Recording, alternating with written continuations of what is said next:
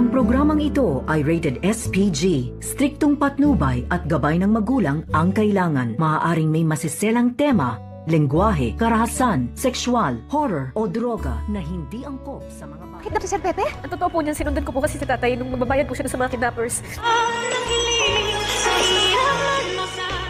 Narito na nga ang ating pakabangan ngayong Martes sa abot kamay na pangarap.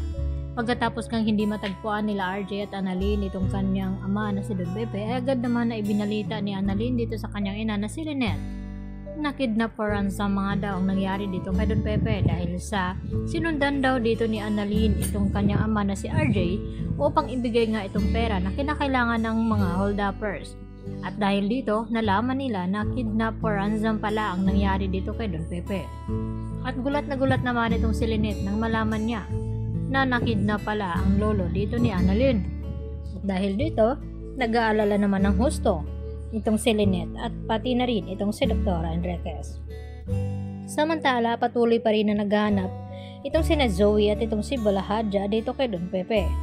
Dahil ginawa nga lahat ni Don Pepe nang sa ganoon ay makatakas siya dito kay Zoe at kay Balahadja upang makapili nga at makapagsumbong dito kina RJ at Giselle sa tunay nga nangyari sa kanya at kung sino talaga ang hindi tunay na anak dito ni RJ. At dahil dito, sinabi ni Balahadja kay Zoe na maghiwalay daw sila sa paghahanap dito sa matanda at kung makita daw agad ni Zoe itong si Don Pepe ay sumigaw daw ito. Kaya naman hindi na malaya ni Don Pepe nang sabihin nga dito ni Balahadja na pagod na daw siya sa kakahanap nito at kapag nakita niya daw ito ay hindi daw siya magatubili na pastangin itong si Tanda. Kaya hindi na rin nagdadalawang isip itong si Don Pepe na hindi gamitin ang kanyang armas na dala-dala. Kaya nang maramdaman ni Don Pepe na may taong papalapit sa kanya at hindi man lang niya ito nilingon ay agad niya nang pinapaputukan at nagulat ito nang si Zoe nga ang natamaan. At dahil dito agad naman na maisugod ni Balahadja sa ospital itong si Zoe dahil mananagot ito kapag hindi niya mailigtas ang anak ng kanyang amo. At dahil dito, magiging critical naman ang kalagayan dito ni Zoe. At dito naman magtataka itong si Doc Meneses na kung bakit hindi magkamatch ang dugo dito ni RJ at Zoe. Dahil kinakailangan ngang masalinan ng dugo itong si Zoe dahil sa marami nga ang nawala sa kanya. Dahil malayo-layo nga ang lugar kung saan ay itinatago nga nila itong si Don Pepe.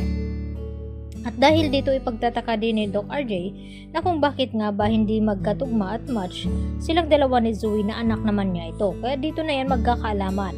Dahil ang tanging kamatch nga ni Zoe ay walang iba kundi ito nga si Doc Carlos Benitez o baka itong si Harry dahil si Harry ay anak ni Carlos at kapatid naman dito ni Zoe at kahit kunan pa ng dugo itong si Annalyn ay hindi rin ito magiging kamatch dahil hindi nga kadugo ni RJ itong si Zoe.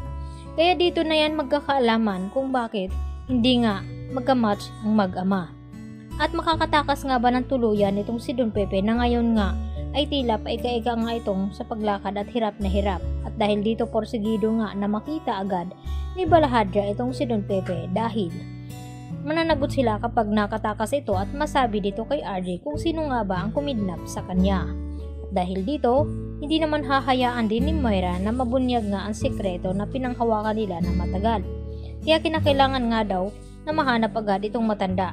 Subalit ay dahil sa nangyari dito ni Zoe ay mahahati naman ngayon ang kanilang gagawin. Kung sino nga bang uunahin o ang paghahabol nga ba dito kay Don Pepe o ang pagligtas dito kay Zoe. Kaya agad naman na ipapaalam ni Balahadja dito kay Moira ang nangyari sa kanyang anak. Kaya yan ang ating pakatutukan mamaya. Dito lamang yan sa abot kamay na pangarap. Bye-bye!